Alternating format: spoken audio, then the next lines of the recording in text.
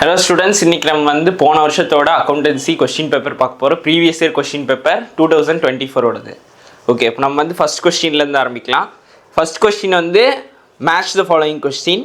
Match list 1 with list 2. List 1 வந்து name of account to be debited or credited when shares are forfeited. அதாவது வந்து அக்கவுண்டோட பேர். அதுக்கப்புறம் list 2 வந்து amount to be debited or credited. அதாவது அமௌண்ட்டை வந்து டெபிட் பண்ணுவாங்களா கிரெடிட் பண்ணுவாங்களா அப்படின்னு. ஓகே, லிஸ்ட் 1ல் வந்து A share capital account, B share forfeiture account, C calls in arrears account, D security premium account. அப்புறம் லிஸ்ட் 2ல் வந்து first one debited with amount not received, second one credited with amount not received, third one வந்து credited with amount received towards share capital, fourth one வந்து debited with amount called up. Okay, இப்போ நம்ம வந்து இது share ஃபோர்ஃபீச்சர் பற்றி question, அதனால் நம்ம share ஃபோர்ஃபீச்சர் entry எழுதலாம். ஷேர் ஃபோர்ஃபீச்சர் என்ட்ரி வந்து ஷேர் கேபிட்டல்,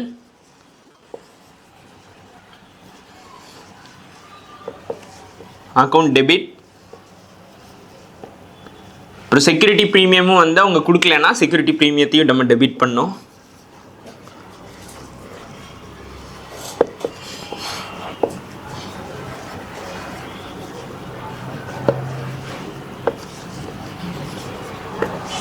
அதுக்கப்புறம் வந்து 2 ஷேர் ஃபோர்ஃபீச்சர் அக்கௌண்ட்,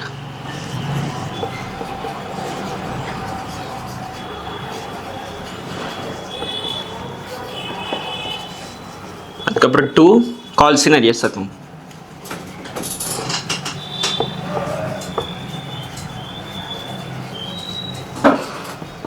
ஓகே, இப்போ நம்ம வந்து இதை பார்க்கலாம். ஃபர்ஸ்ட் வந்து share capital account. Share capital அக்கௌண்ட்டை வந்து டெபிட் பண்ணியிருக்காங்க. Debited with the amount called அப், அதாவது ஃபோர்த் ஒன் லிஸ்ட் 2ல் வந்து ஃபோர்த் ஒன் தான் வந்து ஷேர் கேபிட்டல் அக்கௌண்ட். ஏ வந்து ஃபோர்த் ஆப்ஷன். அப்புறம் வந்து B share forfeiture account. Share forfeiture account வந்து கிரெடிட் பண்ணியிருக்காங்க. அதை எந்த அமௌண்ட்டை வச்சு கிரெடிட் பண்ணுவாங்கன்னா, இது வரைக்கும் அவங்க எத்தனை அமௌண்ட் கொடுத்துருக்காங்களோ அதை வச்சு கிரெடிட் பண்ணுவாங்க. அதை அவங்க ஃபியூச்சர் டிஸ்கவுண்ட் கொடுக்கறதுக்கு இல்லை கேபிட்டல் ரிசர்வுக்கு அவங்க ட்ரான்ஸ்ஃபர் பண்ணிடுவாங்க.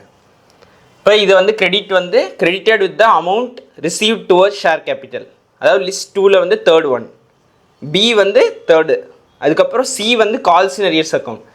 கால்ஸ் இன் அரியர்ஸ் அக்கௌண்ட்டை வந்து கிரெடிட் பண்ணுவாங்க, அதாவது வந்து credited with the amount not receive, இது வரைக்கும் அவங்க கொடுக்காத அமௌண்ட்டை வச்சு கிரெடிட் பண்ணுவாங்க, அதாவது செகண்ட் ஆப்ஷன். சி வந்து செகண்ட் ஆப்ஷன். அதுக்கப்புறம் security premium account. Security premium account வந்து டெபிட் பண்ணுவாங்க, அதுவும் அவங்க செக்யூரிட்டியில் எத்தனை அமௌண்ட் கொடுக்கலையோ அதை வச்சு. ஓகே, அப்போ நம்ம கரெக்ட் ஆப்ஷன் பார்த்தோம்னா ஆப்ஷன் 2. ஏ வந்து 4, பி வந்து 3, சி வந்து 2, டி வந்து 1. ஓகே, இப்போ நம்ம செகண்ட் கொஸ்டின் பார்க்கலாம்.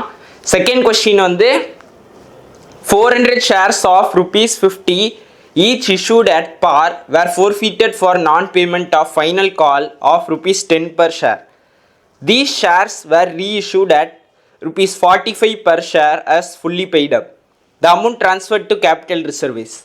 இப்போ இவங்க வந்து கேபிட்டல் ரிசர்வுக்கு எவ்வளோ அமௌண்ட் ட்ரான்ஸ்ஃபர் ஆகிருக்குன்னு கேட்டிருக்காங்க. முதல்ல இதுக்கு வந்து நம்ம வந்து ஷேர் ஃபோர்ஃபீச்சர் அக்கௌண்ட்டில் எத்தனை அமௌண்ட் இருக்குன்னு கண்டுபிடிக்கணும். அதுக்கு வந்து முதல்ல அவங்க 400 ஷேர்ஸ்ன்னு சொல்லியிருக்காங்க, அதுவும் வந்து ஒவ்வொரு ஷேரும் ₹50. அதுக்கப்புறம் ஃபைனல் கால் ₹10 கொடுக்கல, அப்படின்னா அவங்க இது வரைக்கும் ₹40 கொடுத்துருக்காங்க. செக்யூரிட்டி ப்ரீமியம் இருக்கிறத பற்றியும் அவங்க எதுவும் மென்ஷன் பண்ணல. அதுக்கப்புறம் வந்து இதை வச்சு பார்க்கும்போது ஷேர் ஃபோர்ஃபீச்சர் அக்கௌண்ட்டுக்கு வந்து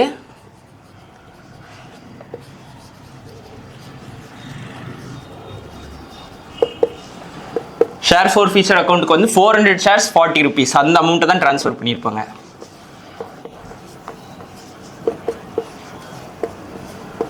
அதாவது 16,000 வந்து ஷேர் ஃபோர்ஃபீச்சருக்கு ட்ரான்ஸ்ஃபர் பண்ணியிருப்பாங்க. அதுக்கப்புறம் அவங்க வந்து ₹45 வந்து ஷேரை வந்து திருப்பி ரீஇஷ்யூ பண்ணுறாங்க, அப்படின்னா ₹5 டிஸ்கவுண்ட் கொடுத்துருக்காங்க. அதை நம்ம எடுத்தோம்னா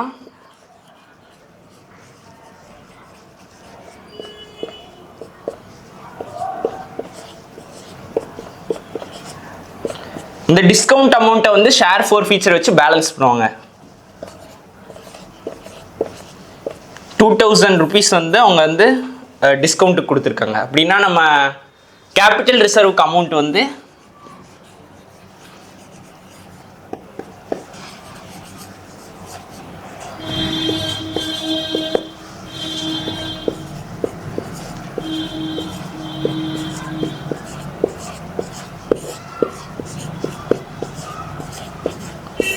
14,000 தான் நம்ம வந்து கேபிட்டல் ரிசர்வுக்கு ட்ரான்ஸ்ஃபர் பண்ணுவோம். அந்த ஆப்ஷனும் இருக்குது. ஆப்ஷன் 2 தான் வந்து 14,000. ஓகே, இப்போ வந்து நம்ம தேர்ட் கொஸ்டினை பார்க்கலாம். தேர்ட் கொஸ்டின் வந்து when debentures are issued at premium and redeemed at premium, the journal entry will have the following combination. Okay, வந்து டிபெஞ்சர்ஸை வந்து ப்ரீமியத்தில் இஷ்யூ பண்ணி ரிடீம் பண்ணும்போது ப்ரீமியத்தில் பண்ணுறாங்க. அப்போ என்ட்ரி எப்படி இருக்கும்னா, டிபெஞ்சரை வந்து இஷ்யூ பண்ணும்போது டிஸ்கவுண்ட்டில், இஷ்யூ பண்ணும்போது ப்ரீமியத்தில், ரிடீம் பண்ணும்போது ப்ரீமியத்தில் வந்து இந்த என்ட்ரி தான் வரும்.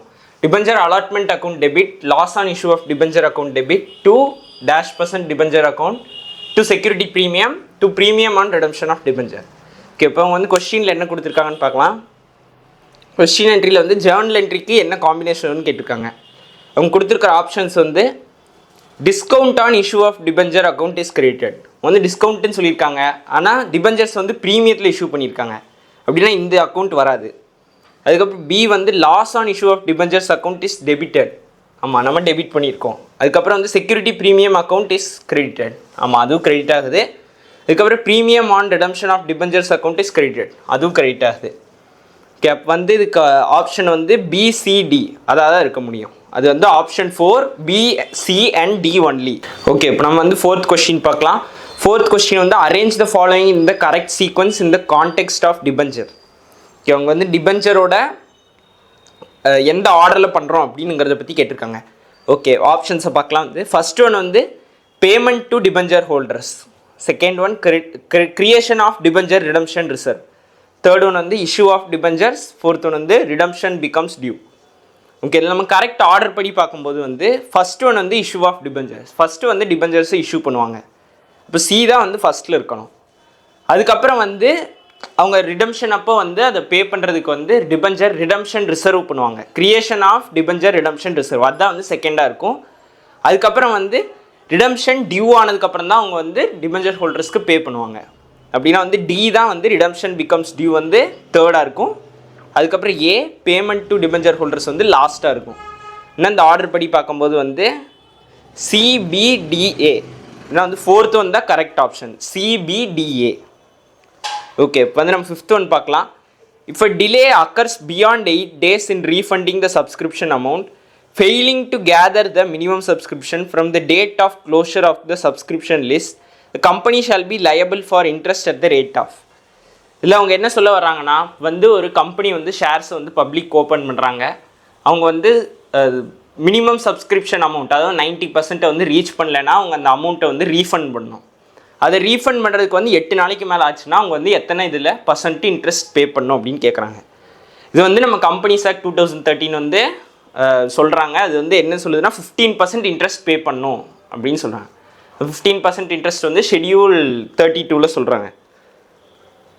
அதுக்கப்புறம் வந்து 6th ஒன் வந்து company can accept calls in advance if authorised by. வந்து கால்ஸ் இன் அட்வான்ஸ் வந்து ஒரு கம்பெனி வாங்கணும்னா அதை எந்த டாக்குமெண்ட் வந்து ஆத்தரைஸ் பண்ணணும் அப்படின்னு சொல்கிறாங்க. ஆப்ஷன்ஸ் வந்து shareholders, board of directors, articles of association, memorandum of association.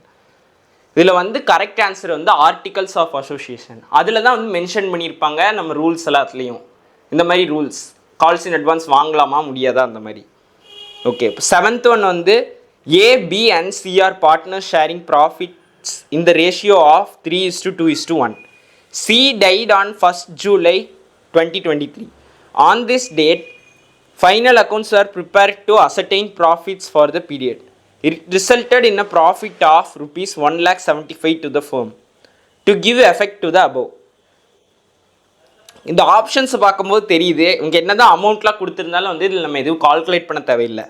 இது வந்து ஒரு தியரி கொஸ்டின் தான். வந்து ஃபர்ஸ்ட் ஆப்ஷன் வந்து profit and loss account will be debited. Second one, profit and loss appropriation account will be debited. Third one, profit and loss account will be credited. Fourth one வந்து profit and loss appropriation account will be credited. Okay, இப்போ நம்ம இதில் அவங்க என்ன சொல்ல வராங்கன்னா வந்து C வந்து இறந்துட்டாரு, அதில் வந்து ப்ராஃபிட் வந்துருக்கு. இப்போ ப்ராஃபிட் வந்துருக்குன்னா நம்ம வந்து profit and loss appropriation account வந்து யூஸ் பண்ணுவோம் ப்ராஃபிட்லாம் டிஸ்ட்ரிபியூட் பண்ணுறதுக்கு. ஏன்னா ப்ராஃபிட் அண்ட் லாஸ் அக்கௌண்ட் இருக்கிற 2 ஆப்ஷனும் வந்து டிஸ்குவாலிஃபை, அப்ராப்ரியேஷன் அக்கௌண்ட் இருக்கிறது மட்டும் தான் வரும். அப்புறம் ப்ராஃபிட் இருக்கிறங்காட்டி ப்ராஃபிட்டை டெபிட் பண்ணுவாங்க, பார்ட்னர்ஸோட கேபிட்டல் அக்கௌண்ட்ஸை வந்து கிரெடிட் பண்ணுவாங்க. அதாவது ப்ராஃபிட் அண்ட் லாஸ் அக்கௌண்ட் வந்து டெபிட் பண்ணுவாங்க. ஆனால் செகண்ட் ஆப்ஷன் தான் வந்து கரெக்டு. லாஸாக இருந்துச்சுன்னா தான் அதை கிரெடிட் பண்ணுவாங்க. அப்புறம் 7th ஒன்ல வந்து செகண்ட் ஆப்ஷன் தான் கரெக்ட். இப்போ நம்ம வந்து 8வது கொஸ்டின் பார்க்கலாம். 8வது கொஸ்டின் வந்து on the date of admission of a partner there was a balance of ₹45,000 in the account of machinery. It was found undervalued by 10%. The value of machinery will appear in the new balance sheet at. இல்லை அவங்க என்ன சொல்கிறாங்கன்னா, மிஷினரியோட value வந்து undervalue ஆகிருக்கு 10%. அதோட under value ஆன value வந்து 45,000 வந்து அதோட உண்மையான வேல்யூ எவ்வளோன்னு கேட்டிருக்காங்க. அப்படின்னா வந்து இதில் நிறைய ஸ்டூடெண்ட்ஸ் என்ன பண்ணுவாங்கன்னா 45,000ஓட வந்து 10% எடுத்து ஆட் பண்ணுவாங்க. அது அப்படி பண்ணக்கூடாது, ஏன்னா அது வந்து தப்பான ஆன்சரை தான் கொடுக்கும்.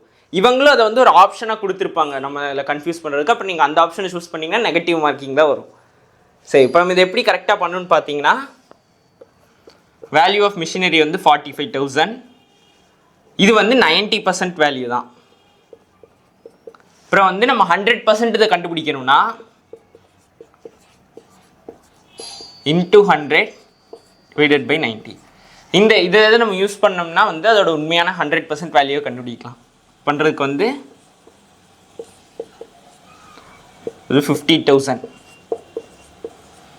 நியூ பேலன்ஸ் ஷீட்டில் வந்து மிஷினரியோட வேல்யூ வந்து 50,000 காமிப்பாங்க. அது வந்து ஆப்ஷன் 2 தான் வந்து 50,000. ஓகே, இப்போ நம்ம வந்து 9வது கொஸ்டின் பார்க்கலாம். 9வது கொஸ்டின் வந்து ஒரு theory question. Dividend received is first option operating activity, second option financing activity, third one investing activity, fourth one cash and cash equal. இது வந்து நம்ம வேற ஒரு கம்பெனியில் நம்ம கம்பெனி இன்வெஸ்ட் பண்ணியிருந்தால் தான் வந்து நம்மளுக்கு டிவிடெண்ட் கொடுப்பாங்க. இது வந்து ஒரு இன்வெஸ்டிங் ஆக்டிவிட்டி, நம்ம வேறு கம்பெனியில் இன்வெஸ்ட் பண்ணியிருந்தால் தான் நம்மளுக்கு டிவிடெண்ட் கிடைக்கும். ஓகே, வந்து நம்ம 10th கொஸ்டின் பார்க்கலாம். 10th கொஸ்டின் வந்து a partnership can have maximum 50 partners. This limit has been set by the first option Indian Partnership Act, second option state government, third option Indian Contract Act, fourth option central government. வந்து இதில் வந்து partnership வந்து எந்த act வந்து பார்ட்னர்ஷிப்பில் வந்து 50 partners தான் இருக்கணும் அப்படின்னு சொல்லுதுன்னா இந்தியன் பார்ட்னர்ஷிப் ஆக்ட் தான் வந்து இதை சொல்லுது. ஆப்ஷன் வந்து கரெக்ட் ஆப்ஷன் வந்து first one Indian partnership act. Okay, 11th question வந்து which of the following is an example of sequential code. Sequential கோட்னா வந்து சீக்வென்ஸில் இருக்கிறது 1 2 3 4 அந்த மாதிரி. ஓகே, ஃபர்ஸ்ட் ஆப்ஷன் வந்து using code CL001 for accounts of XYZ limited. Second இது வந்து using code 100 to 199 for dealers of small pumps. Third one வந்து using code SJ for sales journals. Fourth one வந்து using code HQ for headquarters. இதில் வந்து நம்மளுக்கு பார்க்கும்போது வந்து second option தான் வந்து சீக்வன்ஸில் இருக்குது. 100 to 199 இது வந்து ஒரு சீக்வன்ஸில் இருக்குது. இதை வந்து அவங்க அதுக்கு அசைன் பண்ணுறாங்க. 11th ஒன்ல வந்து செகண்ட் ஆப்ஷன் தான் கரெக்டு, ஏன்னா அது ஒன்று தான் சீக்வன்ஸில் இருக்குது. ஓகே, நம்ம 12th ஒன் பார்க்கலாம். 12th ஒன் வந்து if there is no claim against workman compensation reserve it is dash admission of a partner. Fill in the blank with the correct answer from the options given below. Okay, first option வந்து debited to old partners capital account, second credited to old partners all partners capital accounts, third one வந்து credited to old partners capital accounts, fourth one debited to all partners capital accounts. Okay, நம்ம correct answer வந்து workman காம்பன்சேஷனில் என்ன பண்ணுவாங்கன்னா workman compensation account debit to old பார்ட்னர்ஸ்க்கு தான் வந்து இதை கிரெடிட் பண்ணுவாங்க, அதுவும் அவங்களோட ஓல்டு ப்ராஃபிட் ஷேரிங் ரேஷியோவில். இதோட கரெக்ட் ஆன்சர் வந்து 3 credited to old partners capital accounts. 3 தான் வந்து கரெக்ட் ஆன்சர். நம்ம 13th ஒன் பார்க்கலாம். A, B and C are partners sharing profits in the ratio of 3:3:4. அவங்க பழைய ரேஷியோ வந்து A, B, C. அவங்க வந்து 3:3:4 ஷேர் பண்ணிட்டு இருந்திருக்காங்க. அவங்க வந்து ஃபியூச்சர் ப்ராஃபிட்ஸை வந்து ஈக்குவலாக ஷேர் பண்ண முயற்சி பண்ணி முடிவெடுத்திருக்காங்க. அதாவது வந்து 1:1:1 ஈக்குவலாக ஷேர் பண்ண பண்ணியிருக்காங்க, முடிவெடுத்திருக்காங்க. ஆனால் அவங்க வந்து சாக்ரிஃபைஸ் இல்லைனா கெயின்னு கேட்டிருக்காங்க பார்ட்னர்ஸ்க்கு வந்து. ஓகே, இப்போ நம்ம வந்து ஏதை கால்குலேட் பண்ணலாம். நம்ம சாக்ரிஃபைஸ் இல்லை கெயினை கால்குலேட் பண்ணுறதுக்கு வந்து new share minus old share. அப்படி பார்க்கும்போது வந்து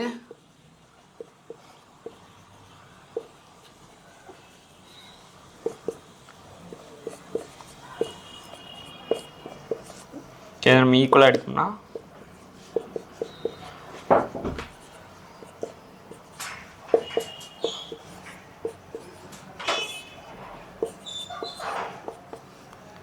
ஒன் பை 30 இது வந்து கெயின்.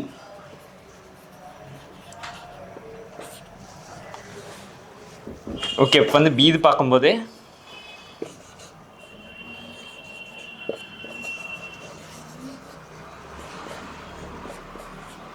அதோட சேமே தான் இருக்கும்.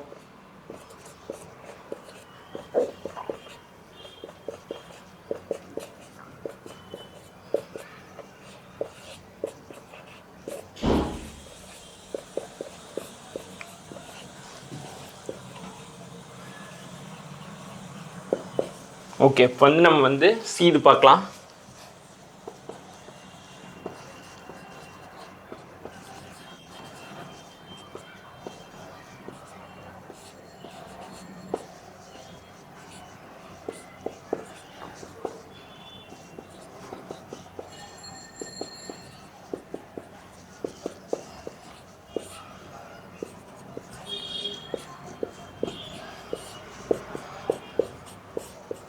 இது வந்து நெகட்டிவ்ல இருக்குது அப்படின்னா இது வந்து நியூ மைனஸ் ஓல்டு வந்து கெய்னிங் ரேஷியோ சொல்லும். இது நெகட்டிவ்ல இருந்துச்சுன்னா அப்படின்னா இது வந்து சாக்ரிஃபைஸ்.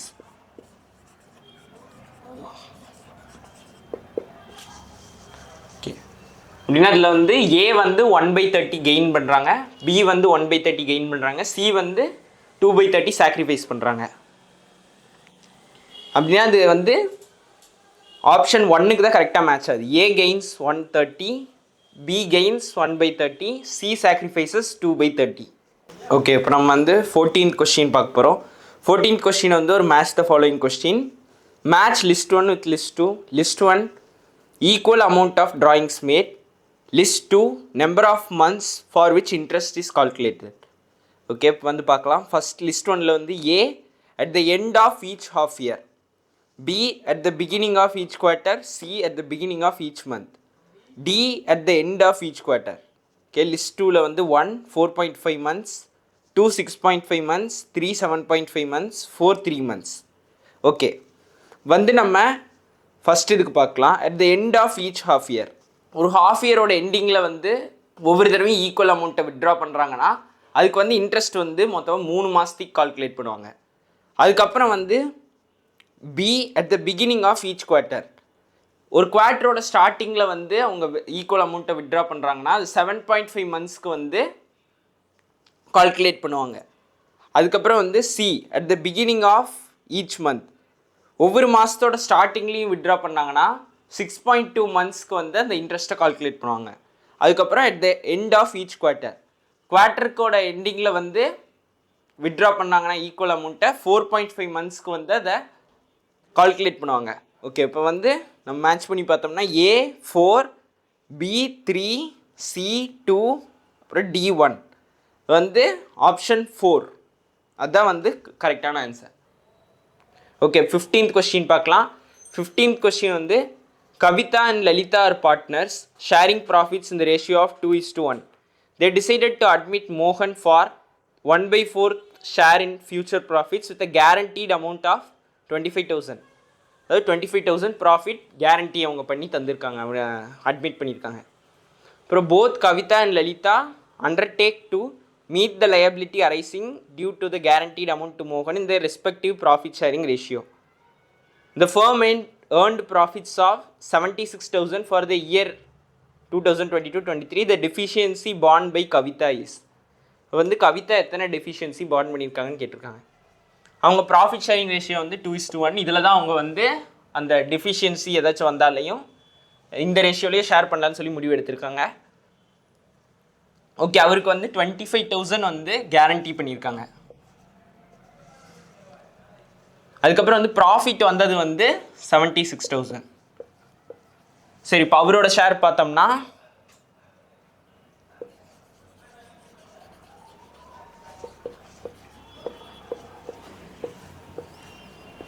இன்ட்டு அவரோட ஷேர் வந்து அவர் 1/4 வந்து அட்மிட் பண்ணியிருக்காங்க.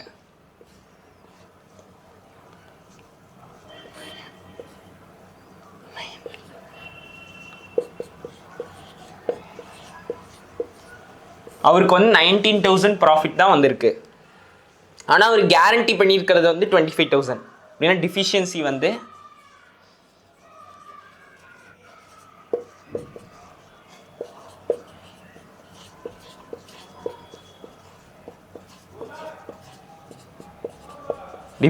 வந்து 6,000. அவங்க வந்து கவிதா வந்து எத்தனை இதை பாண்ட் பண்ணியிருக்காங்க அப்படின்னு கேட்டிருக்காங்க. ஓகே, கவிதா வந்து 2/3. அப்போ வந்து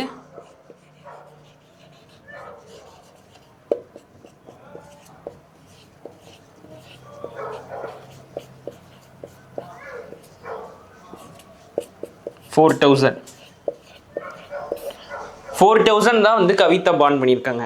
இது வந்து ஃபர்ஸ்ட் ஆப்ஷன் தான் வந்து 4,000. Okay,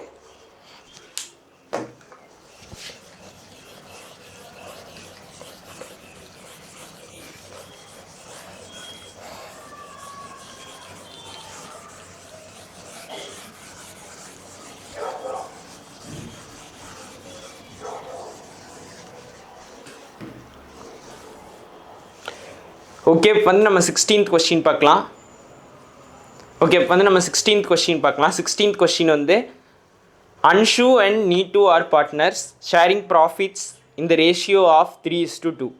They admitted Jyoti as a new partner for 3/10 share which she acquired 2/10 from Anshu and 1/10 from Neetu. Calculate the new profit sharing ratio of Anshu, Neetu and Jyoti. Okay, வந்து அன்ஷு நீத்து வந்து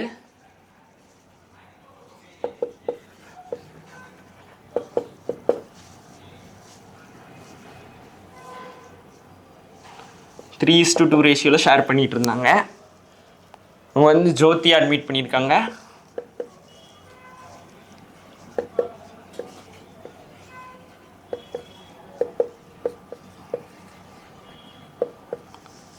நம்ம வந்து ஜோதி வந்து எத்தனைக்கு admit பண்ணியிருக்காங்கன்னா, ஜோதி வந்து 3/10 ஷேருக்கு வந்து ஜோதி admit பண்ணியிருக்காங்க. அது வந்து அவங்க வந்து 2/10 வந்து அன்ஷு கிட்ட இருந்து 1/10 வந்து நீட்டு கிட்ட இருந்து எடுத்திருக்காங்க. இப்போ வந்து நம்ம புது ப்ராஃபிட் ஷேரிங் ரேஷியோ கால்குலேட் பண்ணணும். முதல்ல வந்து அன்ஷு கால்குலேட் பண்ணலாம். இது வந்து இப்படி கால்குலேட் பண்ணோம்னா பழைய ஷேர்லேருந்து அவங்க எவ்வளோ கொடுத்துருக்காங்களோ அதை சப்ராக்ட் பண்ணணும்.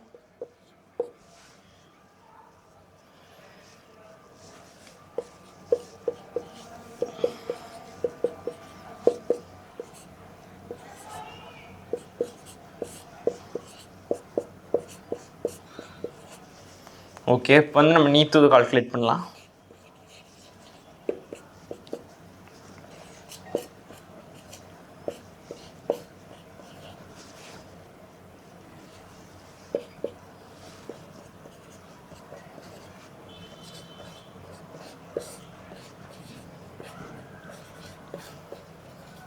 ஓகே, அவங்க ஆல்ரெடி 3/10 அட்மிட் பண்ணியிருக்காங்க. புது ஷேர் வந்து 4:3:3. இதான் வந்து புது ஷேர். இந்த ஆப்ஷன் வந்து ஆப்ஷன் 1 தான் வந்து 4:3:3. ஓகே, இப்போ நம்ம 17th கொஸ்டின் பார்க்கலாம். 17th கொஸ்டின் வந்து journal entry for treatment of goodwill when a new partner brings his share of goodwill in cash and one of the old partner gains involves the following. Okay, இதுக்கு வந்து நம்ம goodwill entry கொடுக்கணும். குட்வில்லோட entry வந்து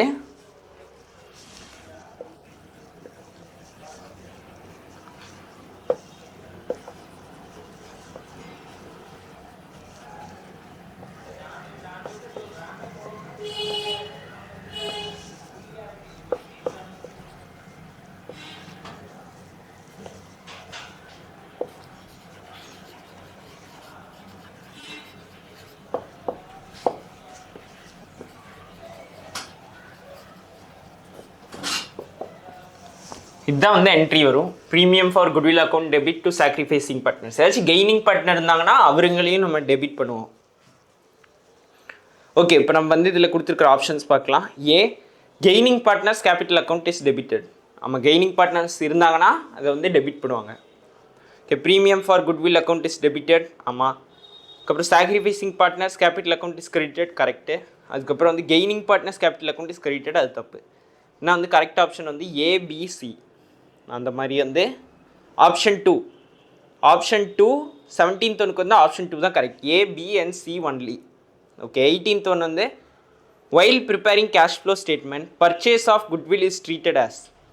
வந்து cash flow statement prepare பண்ணும்போது வந்து goodwill வாங்கினாங்கன்னா அதை வந்து இன்வெஸ்டிங்காக அவங்க வந்து ட்ரீட் பண்ணுவாங்க. ஏன்னா குட்வில் வந்து கம்பெனிக்கு வந்து லாங் டேர்ம் பெனிஃபிட்ஸ் தரும். அதனால் வந்து அதை ஒரு இன்வெஸ்டிங் ஐட்டமாக ட்ரீட் பண்ணுவாங்க. அதை வந்து இன்வெஸ்டிங் ஆக்டிவிட்டி, அதாவது ஆப்ஷன் 3ல் தான் வந்து அதை மென்ஷன் பண்ணுவாங்க. ஓகே, 19th ஒன் வந்து components of computerised accounting system are. First option வந்து data, report, ledger, hardware, software. Second option வந்து data, people, procedure, hardware, software. Third option வந்து people, procedure, ledger, data, chart of accounts. Fourth option வந்து data, coding, procedure, rules, output.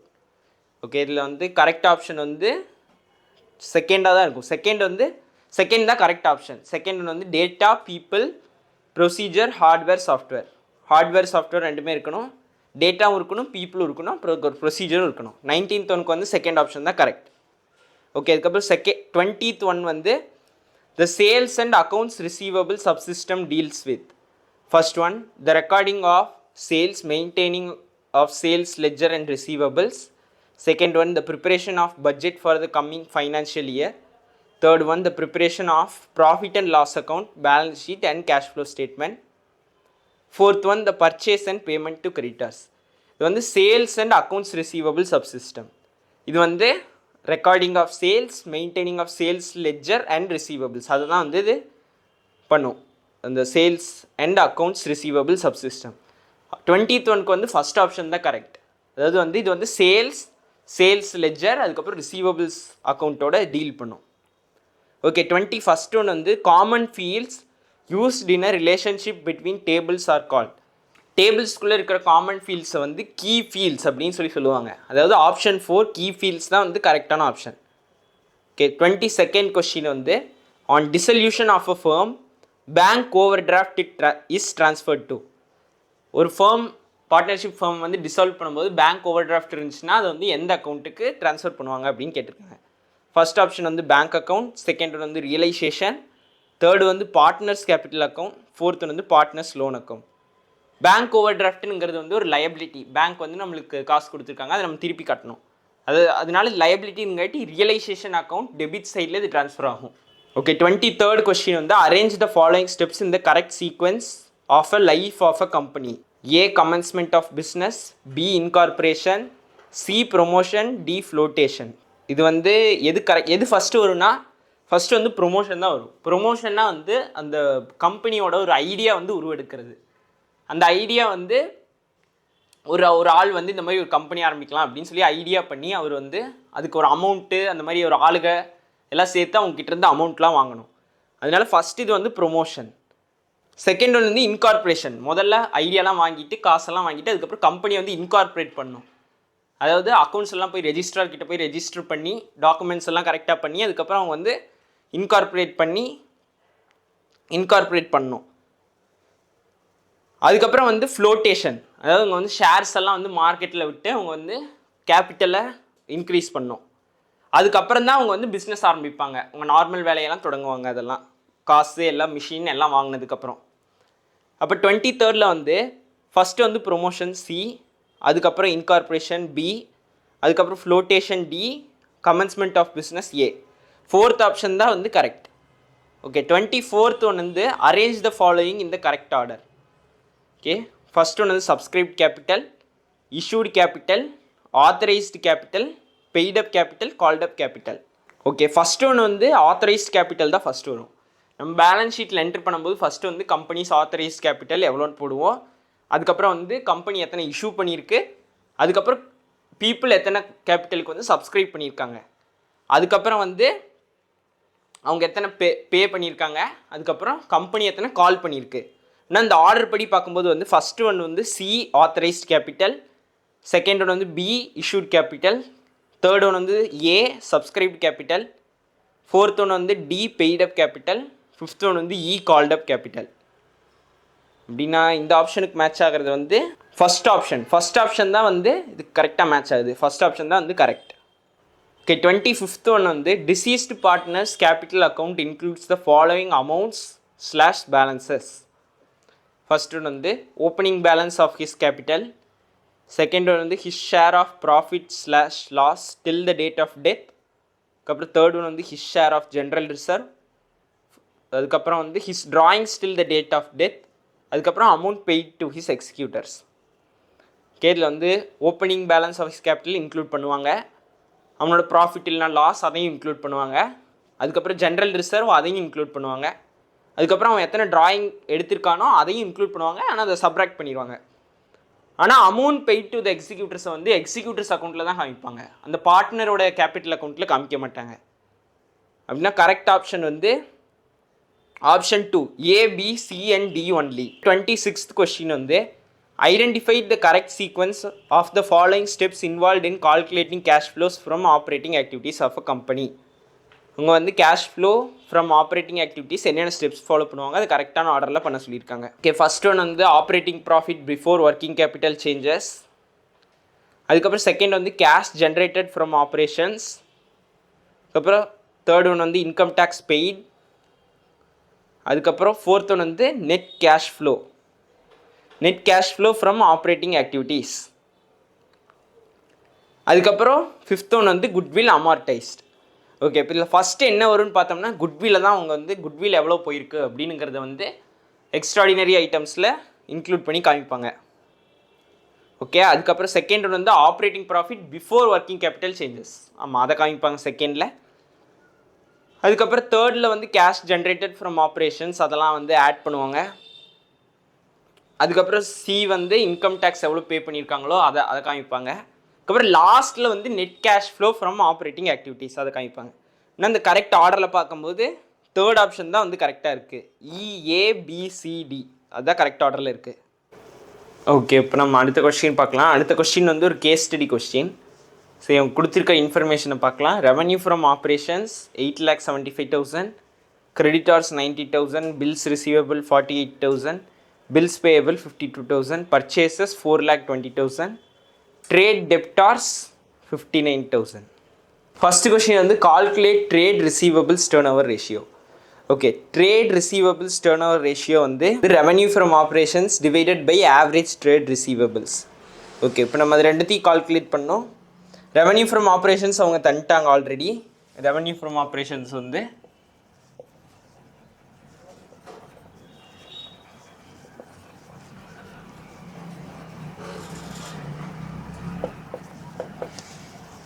Revenue from operations வந்து 8,75,000 அவங்க முன்னாடியே தந்துட்டாங்க.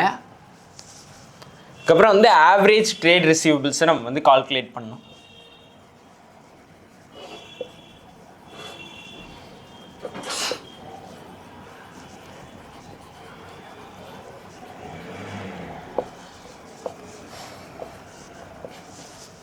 Okay, average trade ரிசீவபிள்ஸை calculate பண்ணுறதுக்கு வந்து bills receivable plus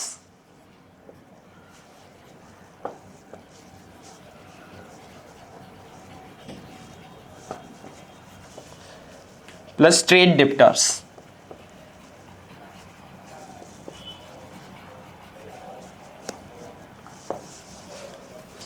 okay, இப்போ நம்ம இதை கால்குலேட் பண்ணலாம். கொஸ்டினில் வந்து பில்ஸ் ரிசீவபிள்ஸ் வந்து 48,000, அதுக்கப்புறம் ட்ரேட் டெப்டார்ஸ் வந்து 59,000.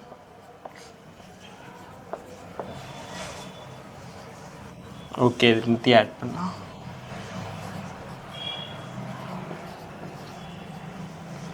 $1,07,000. இப்போ நம்ம வந்து ட்ரேட் ரிசீவபிள்ஸ் டர்ன்ஓவர் ரேஷியோக்கு வந்து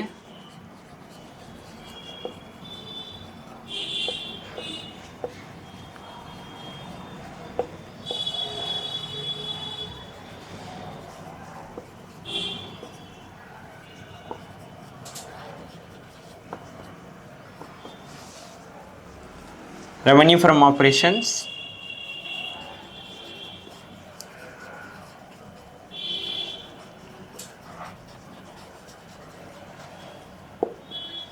divided by average trade receivables.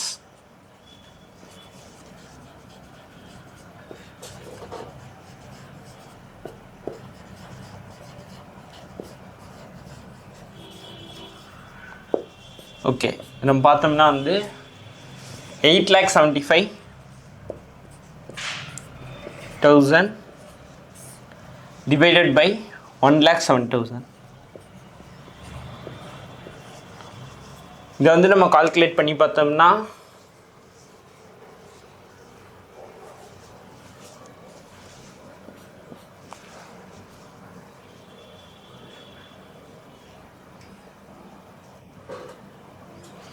Around 8.18 வருது. இது வந்து average trade receivables turn over ratio வந்து 8.18 டைம்ஸ். ஓகே, ஆப்ஷனும் இருக்குது 8.18. ஃபஸ்ட் ஆப்ஷன் தான் வந்து 8.18. ஓகே, இப்போ நம்ம அடுத்து அவங்க என்ன கேட்குறாங்கன்னா calculate average collection period. Average collection பீரியடை கால்குலேட் பண்ணுறதுக்கு வந்து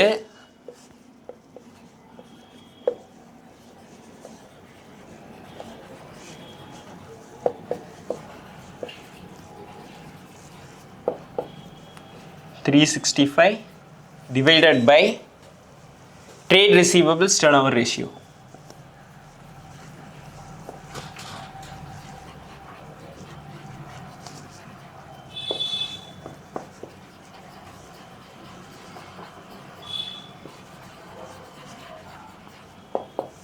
ஓகே, நம்ம trade receivables turnover ratio already calculate பண்ணிட்டோம். அது வந்து 8.18.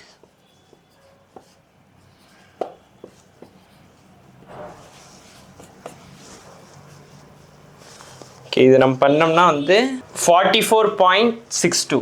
இது நம்ம ஆவரேஜ் பண்ணோம்னா 45 டேஸ் எடுத்துக்கலாம். ஆவரேஜ் கலெக்ஷன் பீரியட் வந்து 45 days.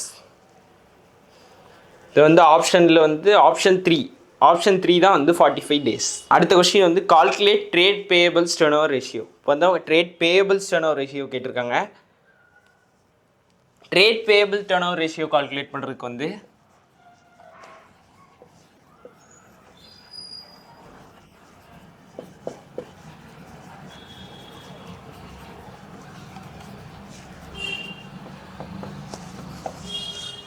Trade payable turnover ratio வந்து கிரெடிட் பர்ச்சேசஸ்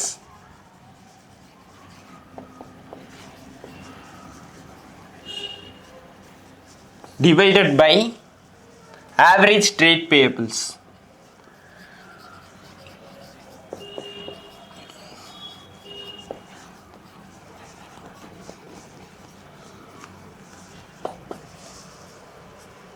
ஓகே, அவங்க வந்து பர்ச்சேஸ் கொடுத்துருக்காங்க, ஆனால் அது கேஷாக கிரெடிட்டான்னு சொல்ல. அதனால வந்து நம்ம எல்லா பர்ச்சேஸையும் கிரெடிட் எடுத்துக்கிறோம். அதுக்கப்புறம் ஆவரேஜ் ட்ரேட் பேயபிள்ஸ் கால்குலேட் பண்ணுறதுக்கு வந்து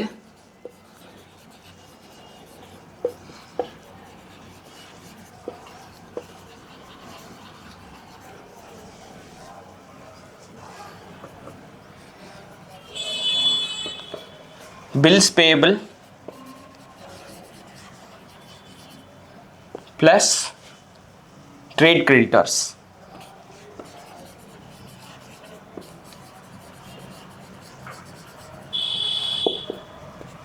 ஓகே, அப்படின்னா அது வந்து 52,000 plus 90,000.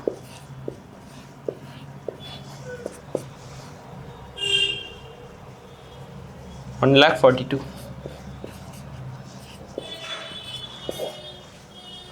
ஆவரேஜ் ட்ரேட் பேயபிள்ஸ் வந்து 1,42,000.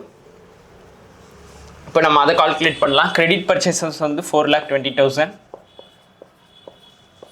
ஆவரேஜ் ட்ரேட் பேயபிள்ஸ் வந்து 1,42,000. இதை வந்து எடுத்தோம்னா 2.96 வருது. ட்ரேட் பேயபிள் டர்னோவர் ரேஷியோ வந்து 2.96. ஆமாம், ஆப்ஷன் 2 தான் வந்து 2.96. ஓகே, இப்போ அடுத்த இது வந்து அவங்க ஆவரேஜ் பேமெண்ட் பீரியடை கேட்டிருக்காங்க. ஆவரேஜ் பேமெண்ட் பீரியடை கால்குலேட் பண்ணுறதுக்கு வந்து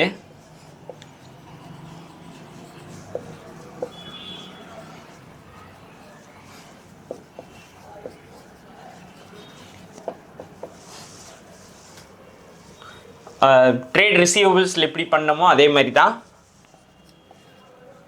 365 days divided by trade payable. Trade receivable பொதுவாக trade payable. Turnover ratio.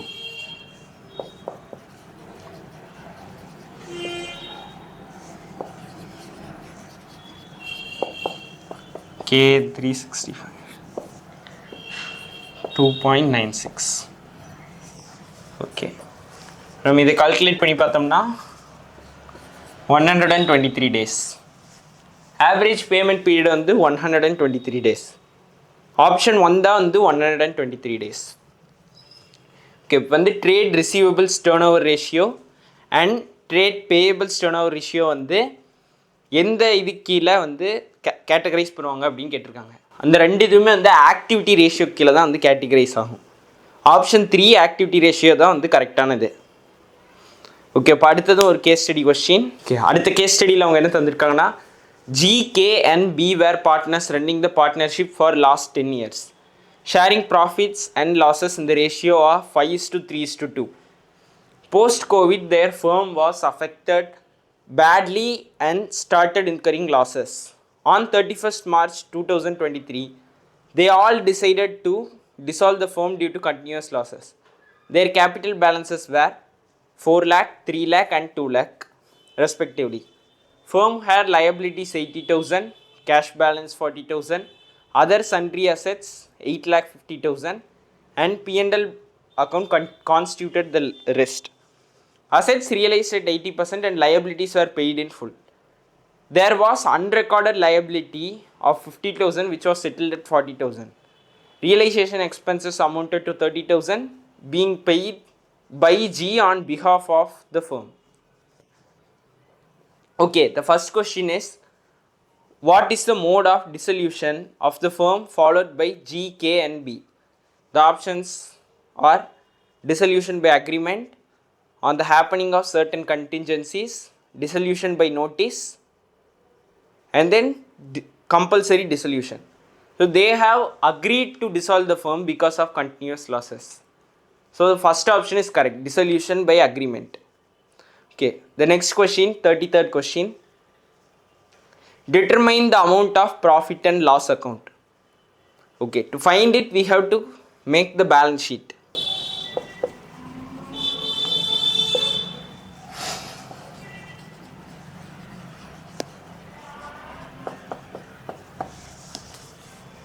Okay, first they have given liabilities.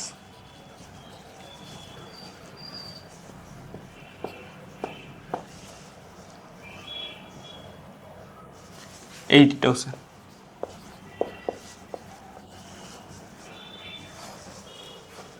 And then cash balance 40,000. And then sundry assets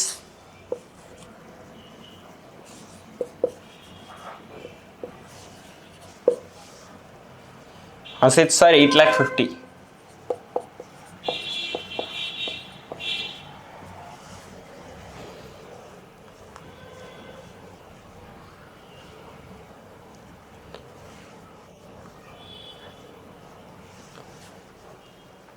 So their capital balances should be here.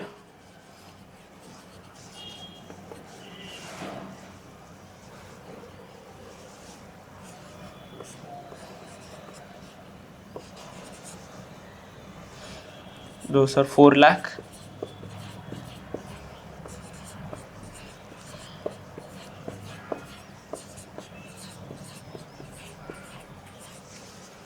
So in total it should be 9 lakh.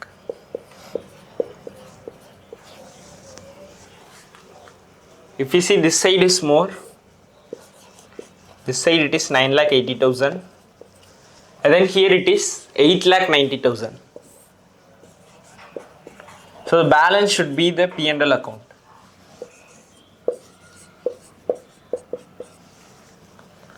So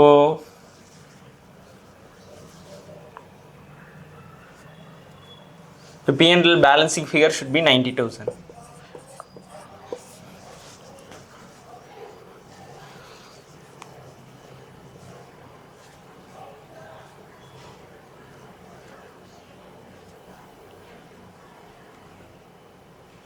And then since it is in the asset side, it has a debit balance. So it should be 90,000 debit. Option 2 is correct. Okay, let's see the next question. Next question is determine gain or loss on realization. Okay, we have to prepare the realization account also.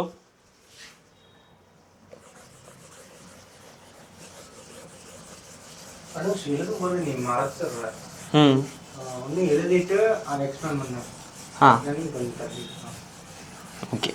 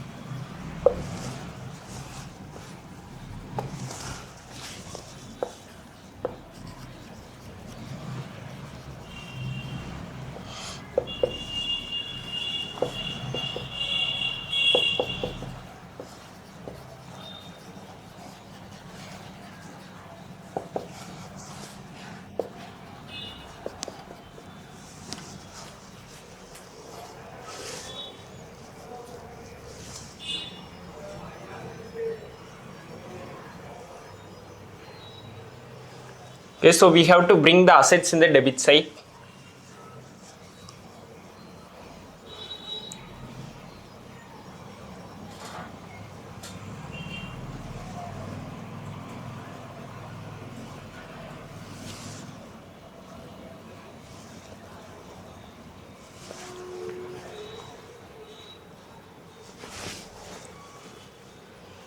Assets should be in the credit side, so we have to bring the assets. This 8,50,000 and then cash,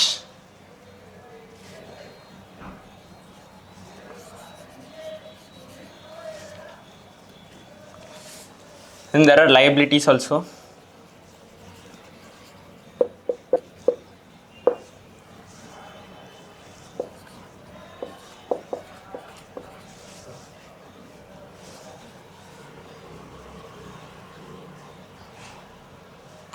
Okay, so they are saying liabilities were paid in full and assets are realized at 80%.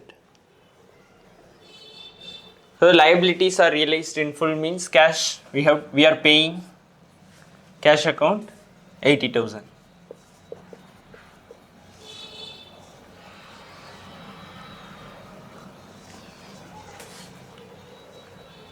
And then they are also telling there is a unrecorded liability of 50,000 which was settled at 40,000. So there is a unrecorded liability which they have also paid. So we have to write cash account again. They have settled it for 40,000.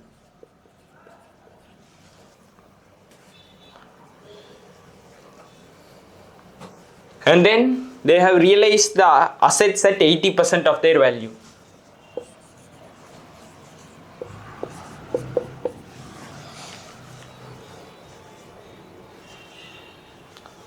So we have to calculate 80% of 8 lakh.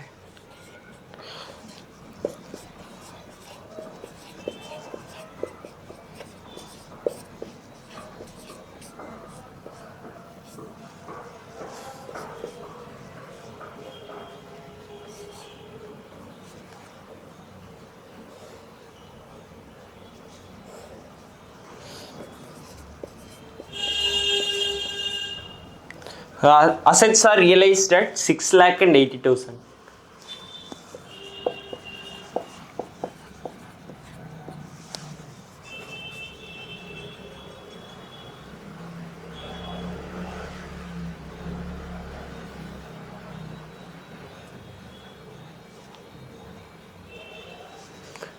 And then they have also said G has paid the realization expenses on behalf of the firm.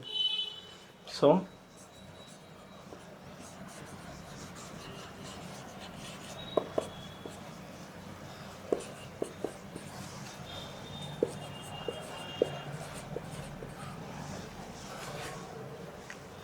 Okay, so if you balance it,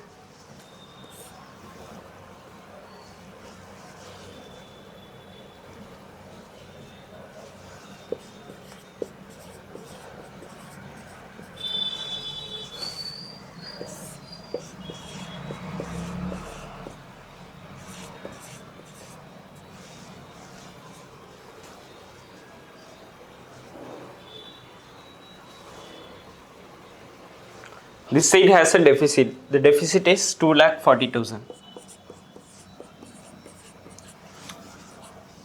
This is loss.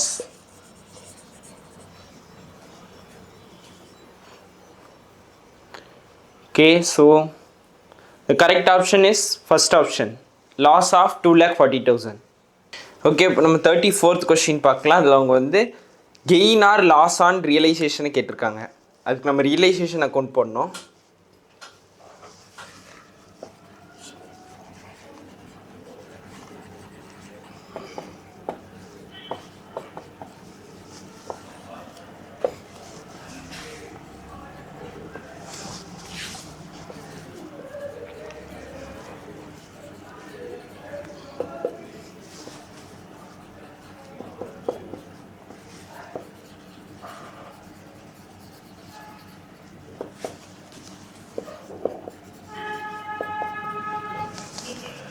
Okay, நம்ம வந்து first வந்து அசட்ஸையும் லைபிலிட்டிஸையும் இது கெட்டு வரணும்.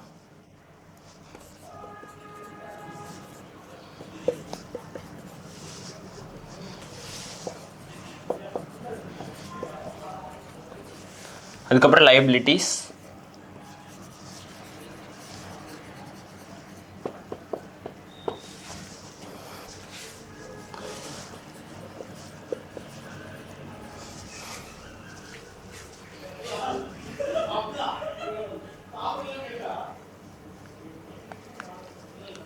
Okay. அதுக்கப்புறம் வந்து அவங்க என்ன மென்ஷன் பண்ணியிருக்காங்கன்னா, லைபிலிட்டிஸ் வந்து ஃபுல் அமௌண்ட்டில் பே பண்ணியிருக்காங்களாமா.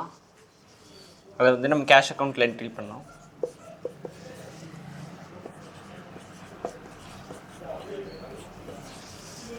ஓகே, அதுக்கப்புறம் அசெட்ஸ் வந்து 80% வேல்யூவில் ரியலைஸ் பண்ணியிருக்காங்க.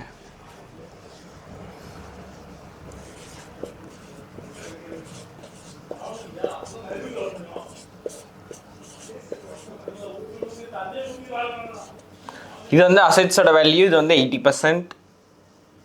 அப்புறம் இது வந்து 6,80,000.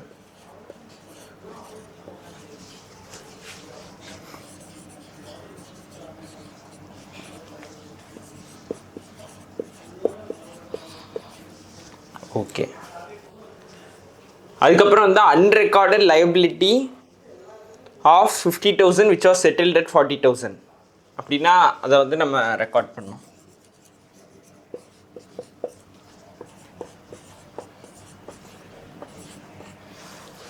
ஓகே, அதுக்கப்புறம் வந்து ரியலைசேஷன் எக்ஸ்பென்சஸ். ரியலைசேஷன் எக்ஸ்பென்சஸ் வந்து were paid by G on behalf of the firm, G's capital.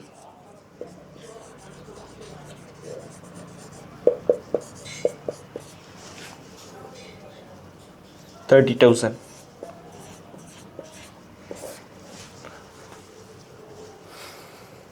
பார்க்கும்போது இந்த சைட் டோட்டல் அதிகமாக இருக்கு.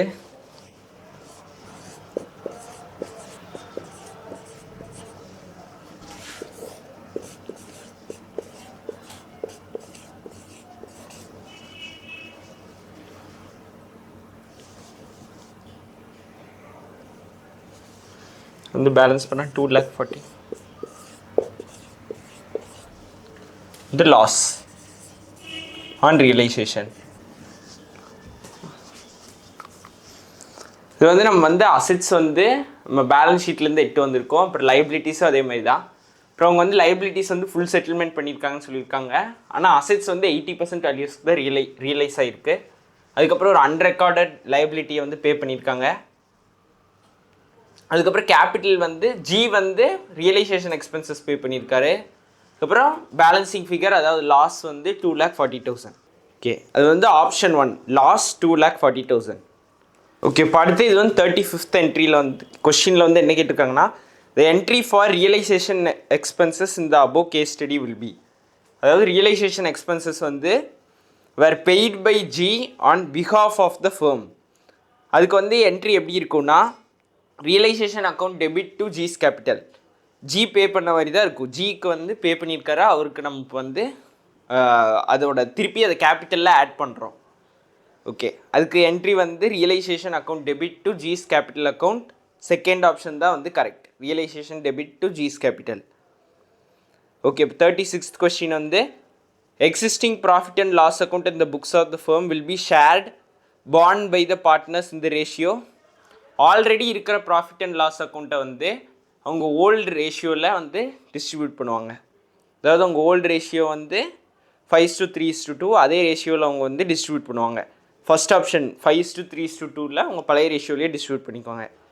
ஓகே, அடுத்த question, libraries run by charitable trusts are an example of.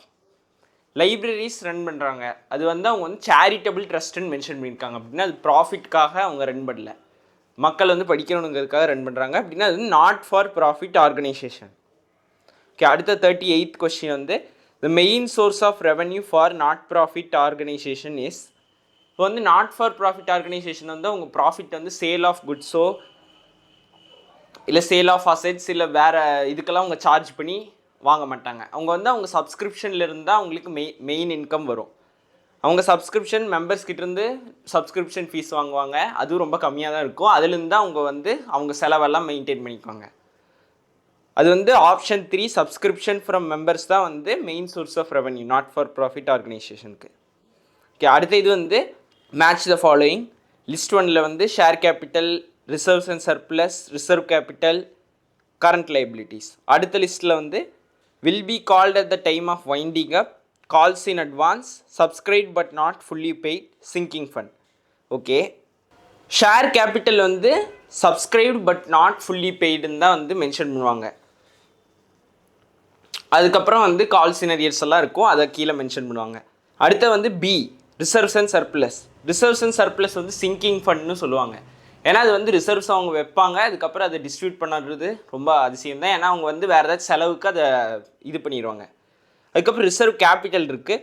Reserve capital வந்து கம்பெனியை மூடும்போது மட்டும்தான் வந்து அதை கேட்பாங்க ரிசர்வ் கேபிட்டலில். அதாவது first one will be called at the timing of winding up. அதுக்கப்புறம் லாஸ்ட் ஒன் வந்து கரண்ட் லைபிலிட்டிஸ் வந்து கால்ஸ் இன் அட்வான்ஸ்.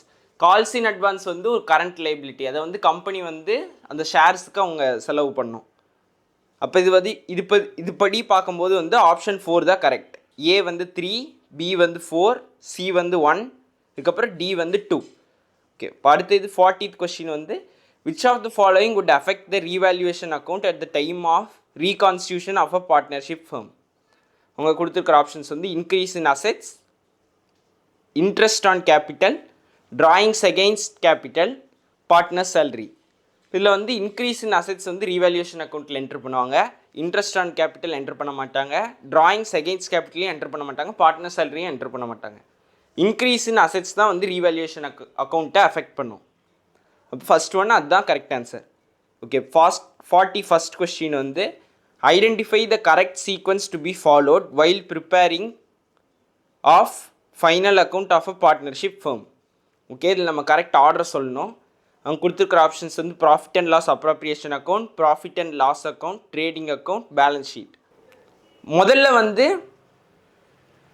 ட்ரேடிங் அக்கௌண்ட்டை தான் பண்ணுவாங்க, அதுக்கப்புறம் வந்து ப்ராஃபிட் அண்ட் லாஸ் அக்கௌண்ட் பண்ணுவாங்க. Trading and profit and loss account முதல் ட்ரேடிங் அக்கௌண்ட் பண்ணி அதில் நெட் ப்ராஃபிட்டை கண்டுபிடிப்பாங்க. அதுக்கப்புறம் வந்து ப்ராஃபிட் அண்ட் லாஸ் அக்கௌண்ட்டில் வந்து கிராஸ் ப்ராஃபிட்டை கண்டுபிடிப்பாங்க. அதுக்கப்புறம் ப்ராஃபிட் அண்ட் லாஸ் அக்கௌண்ட்டில் வந்து அதை டிஸ்ட்ரிபியூட் பண்ணுவாங்க பார்ட்னர்ஸ் கிட்ட. அதுக்கப்புறம் பேலன்ஸ் ஷீட்டில் வந்து எல்லாம் புது வேல்யூஸை என்ட்ரு பண்ணுவாங்க. அதுக்கப்புறம் 42nd வந்து window dressing is a practice. அவங்க கொடுத்துருக்குற ஆப்ஷன்ஸ் வந்து to manipulate the accounts to show a better picture of the financial position than the actual one, to show excessive depreciation, to avoid tax, to reduce tax. Window ட்ரெஸ்ஸிங்கிறது வந்து செபி வந்து அது தடுப்பாங்க. ஏன்னா அது வந்து அந்த ஃபேர்மோட அக்கௌண்ட்ஸை வந்து மெனிப்புலேட் பண்ணி அது இன்னும் நல்ல நிலையில் இருக்கிற மாதிரி காமிப்பாங்க. அதாவது ஃபஸ்ட் ஆப்ஷன் தான் வந்து கரெக்ட். விண்டோ ட்ரெஸ்ஸிங் வந்து ஒரு கம்பெனி வந்து அதோட உண்மையான இதை விட அது நல்லா நடக்குது, நல்லா வேலை செய்யுது அந்த மாதிரி காமிக்கிறதுக்கு பார்ப்பாங்க. இதை வந்து செபி வந்து இது பண்ணுறாங்க, பிளாக் பண்ணுவாங்க. அதுக்கப்புறம் 43rd கொஸ்டின் வந்து இன்னொரு மேட்ச் த ஃபாலோயிங். லிஸ்ட் 1 வந்து salary to partner, interest on partners loan, interest on partners drawings, additional capital introduced. List 2 வந்து credit side of partners capital account, debit side of partners capital account, debit side of profit and loss account, அப்புறம் credit side of partners current account. Okay, இப்போ வந்து salary to பார்ட்னரை வந்து பார்ட்னரோட current அக்கௌண்ட்டில் credit சைடில் போடுவாங்க. ஏன்னா அது வந்து பார்ட்னருக்கு ஒரு இன்கம், அதை நம்ம கட்டுறோம், அவன் முடியும் போது அவனுக்கு திருப்பி கிடைக்கும். ஓகே, அதுக்கப்புறம் வந்து B interest on partners loan. ஒரு பார்ட்னருக்கு இன்ட்ரெஸ்ட் கொடுக்குறோம்னா அதை வந்து debit side of profit and loss அக்கௌண்ட்டில் வரும். ஏன்னா அது வந்து நம்மளோட செலவு. ஒரு பார்ட்னர் லோன் கொடுத்துருக்கானா அவனுக்கு நம்ம திருப்பி இன்ட்ரெஸ்ட் கட்டுறோம், அது நம்மளோட செலவு, அதனால அது வந்து ப்ராஃபிட் அண்ட் லாஸ் அக்கௌண்ட்டில் காமிப்பாங்க, அதுவும் டெபிட் சைடில். அதுக்கப்புறம் வந்து சி வந்து இன்ட்ரெஸ்ட் ஆன் பார்ட்னர்ஸ் டிராயிங். ஒரு பார்ட்னர் டிராயிங் வந்து எடுத்திருக்காரு, அவர் இன்ட்ரெஸ்ட் கட்டுறாருன்னா அவரோட டெபிட் சைடில் வரும். ஏன்னா அது அவரோட செலவு, அவரோட அக்கௌண்ட்டில் பேலன்ஸ் குறையும். அதுக்கப்புறம் வந்து ஃபைனல் வந்து அடிஷ்னல் கேபிட்டல் இன்ட்ரடியூஸ்ட். அது வந்து credit side of partners main capital அக்கௌண்ட்டில் வரும். ஏன்னா அது வந்து புது கேபிட்டல் எட்டு வராரு, அதனால கிரெடிட் சைடில் வரும். அதுக்கப்புறம் வந்து அது கேபிட்டல் மெயின் கேபிட்டல் அஃபெக்ட் பண்ணுறங்காட்டி அது வந்து மெயின் கேபிட்டல் அக்கௌண்ட்டில் ஒரு கரண்ட் அக்கௌண்ட்டில் வராது. கொஸ்டின் 44th கொஸ்டின் நம்ம வந்து பார்க்கலாம். இந்த which of the following would affect the revaluation account at the time of admission of a partner? A. Increase in assets, B. Drawings against capital, C. Recording of unrecorded assets, D. Decrease in liabilities. இதில் நம்ம பார்த்தோம்னா increase in அசெட்ஸை வந்து revaluation அக்கௌண்ட்டில் வந்து record பண்ணுவாங்க. அதுக்கப்புறம் drawings against கேபிட்டலில் வந்து அவங்க ரெக்கார்ட் பண்ண மாட்டாங்க. அதுக்கப்புறம் ரெக்கார்டிங் ஆஃப் அன்ரெக்கார்டட் அசெட்ஸ் வந்து ரீவேல்யூவேஷன் வழியாக தான் அவங்க பண்ணுவாங்க. அதுக்கப்புறம் டிக்ரீஸ் இன் லைபிலிட்டிஸ், அதுவும் ரீவேல்யூவேஷன் அக்கௌண்ட் வச்சு தான் பண்ணுவாங்க. அப்படின்னா இது வந்து ஏசிடி, அது வந்து ஆப்ஷன் 3 ஏசிடி தான் வந்து கரெக்ட் ஆன்சர். அதுக்கப்புறம் 45th question match the following. List 1 items of cash flow, list 2 type of activity. A. Purchase of intangible assets, B. Issue of shares, C. Increase in current assets, D. Marketable securities. List 2, first one operating activity, second one cash and cash equivalents, third one investing activity, fourth one financing activity. Okay, வந்து நம்ம purchase of intangible assets பார்க்கலாம். intangible assets வாங்கினாங்கன்னா அது வந்து financing ஆக்டிவிட்டியில் போடுவாங்க. Okay, tangible அசெட்ஸை வாங்கினாங்கன்னா அது வந்து financing ஆக்டிவிட்டியில் போடுவாங்க. அதுக்கப்புறம் ஷேர்ஸை இஷ்யூ பண்ணாங்கன்னா, ஓகே, டேஞ்சிபிள் அசெட்ஸை வாங்கும்போது வாங்குறத வந்து இன்வெஸ்டிங் ஆக்டிவிட்டியில் வந்து போடுவாங்க. அதுக்கப்புறம் வந்து ஷேர்ஸை இஷ்யூ பண்ணாங்கன்னா அது வந்து ஃபைனான்சிங் ஆக்டிவிட்டியில் போடுவாங்க. அதுக்கப்புறம் கரண்ட் அசெட்ஸ் வந்து இன்க்ரீஸ் ஆச்சுன்னா அது வந்து ஆப்ரேட்டிங் ஆக்டிவிட்டியில் போடுவாங்க. அதுக்கப்புறம் மார்க்கெட்டபிள் செக்யூரிட்டிஸை வந்து கேஷ் அண்ட் கேஷ் ஈக்குவலன்ஸில் போடுவாங்க. இன்னும் ஆன்சர் வெளியே பார்க்கும்போது வந்து A3, B4, C1, D2, option 4 தான் வந்து கரெக்டாக இருக்குது. அதுக்கப்புறம் வந்து 46th question. Which one of the following are correct in connection with the common size statement? A. Expressed as a percentage on revenue from operation, B. Horizontal analysis, C. Vertical analysis, D. Expressed as a percentage of total assets. இப்போ வந்து first one expressed as a percentage on revenue from operation வந்து correct. அதுக்கப்புறம் வந்து expressed as a percentage on total assets last ஒன்றும் correct. வந்து common size வந்து ஹரிசான்டலாக வெர்டிக்கலான்னு பார்த்தோம்னா common சைஸை வந்து வெர்டிக்கலாக தான் எடுப்பாங்க. அதுக்கப்புறம் கம்பேரிட்டிவை தான் வந்து ஹரிசான்டலாக எடுப்பாங்க. காமன் சைஸ் வந்து வெர்டிக்கல் அனாலிசிஸ், சி தான் வந்து கரெக்டு. அப்படி பார்க்கும்போது வந்து ஆப்ஷன் ஏசிடி, ஆப்ஷன் 3 தான் வந்து கரெக்ட், ஏசி அண்ட் டி. அப்புறம் 47th கொஸ்டின் வந்து calculate the resulting cash flow and state of nature of cash flow from the following information. Acquired machinery for 3,50,000 by issuing check. Okay, வந்து நம்ம machinery வாங்குகிறோம். Machinery வாங்குறது வந்து investing ஆக்டிவிட்டியில் போடுவாங்க. Investing ஆக்டிவிட்டியில் வந்து machinery வாங்குறங்காட்டி நம்மக்கிட்டேருந்து காசு வெளியே போகுது அப்படின்னா இன்வெஸ்டிங் ஆக்டிவிட்டி அவுட்ஃப்ளோ, அதுவும் செக்கில் இஷ்யூ பண்ணுறாங்க, அதனால் அவுட்ஃப்ளோவில் தான் வரும். 3,50,000 வந்து investing activity outflow, first option தான் வந்து கரெக்டு. அதுக்கப்புறம் 48th கொஸ்டின் வந்து arrange the following in proper sequence while preparing cash flow statement. First one வந்து net cash flow from operating activities, cash flow from financing activities, cash flow from investing activities. Calculate net profit before tax and extraordinary items in working note.